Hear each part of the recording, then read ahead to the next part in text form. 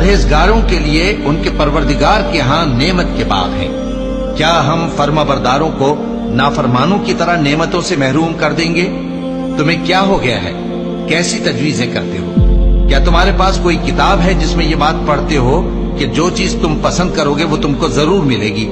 یا تم نے ہم سے قسمیں لے رکھی ہیں جو قیامت کے دن تک چلی جائیں گی کہ جو کچھ تم طے کر لو گے وہ تمہارا ہوگا؟